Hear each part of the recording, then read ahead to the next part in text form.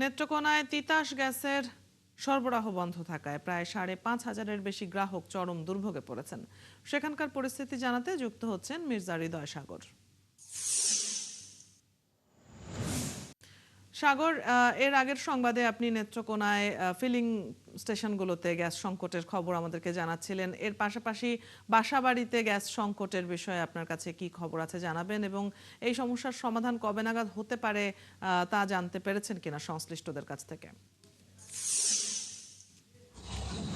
নেত্রকোনায় গত 4 দিন ধরে গ্যাস সরবরাহ বন্ধ রয়েছে তিতাস গ্যাসের। এতে প্রভাব পড়েছে সারা জেলায়। মূলত ৫,৫০০ গ্রাহক আবাসিক গ্রাহক রয়েছে, যেগুলো বাসাবাড়িতে সংযোগ রয়েছে। এই বাসাবাড়ির সংযোগে পুরোপুরিভাবেই গ্যাস সরবরাহ বন্ধ রয়েছে। গত 4 দিন ধরেই বাসাবাড়িগুলোতে একেবারেই গ্যাস নেই।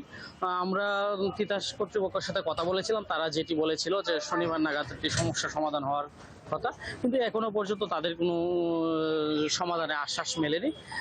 বাসাবাড়িগুলোতে একেবারেই গ্যাস সরবরাহ বন্ধ থাকায় মূলত বিকল্প ব্যবস্থা হিসেবে অনেকেই সিলিন্ডার গ্যাস ব্যবহার করছে। আর যেহেতু নেত্রকোনায় একটি গ্যাস পাম্প রয়েছে যেখান থেকে গ্যাস সংগ্রহ করতো, এখানে গ্যাস সরবরাহ বন্ধ থাকায় এখন বিকল্প মাধ্যম হিসেবে সিএনজি গুলো এলপিজি গ্যাস সংগ্রহ করছে। তবে সিএনজি চালকরা বলছে এলপিজি গ্যাস সংগ্রহ করলেও এলপিজির দাম বেশি থাকায় তাদের খরচ বাড়ছে এবং ভাড়াও বেড়ে যাচ্ছে। এতে যাত্রীর ভোগান্তি বাড়ছে এবং সিএনজি চালকদেরও ভোগান্তি বাড়ছে।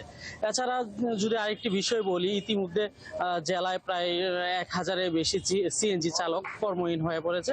যেহেতু একটি গ্যাস পাম্পের উপরে নির্ভর ছিল, সম্পূর্ণভাবে পাম্পটি বন্ধ থাকায় তারা বিপাকে আছে। আর বাসাবাড়ির কথা যেটি আপনি বলেছিলেন, যে বাসাবাড়িগুলোতে একেবারে গ্যাস না থাকায় কর্মজীবী পুরুষ মহিলা সকলেই বিপাকে আছে। স্কুল কলেজগামী ছাত্রদেরও সমস্যায় পড়তে হচ্ছে। সকালবেলা যারা অফিস করতো তাদের সমস্যা হচ্ছে। গত শুক্র এবং শনিবার টাকায় এটার প্রভাবটা একটু কম ছিল। তো বাসাবাড়ির লোকজন বিকল্প হিসেবে হোটেলগুলোতে খাবারের জন্য ভিড় করছে। হোটেলগুলোতেও গ্যাসের বিকল্প হিসেবে এলপিজি বা সিলিন্ডার ব্যবহার করছে।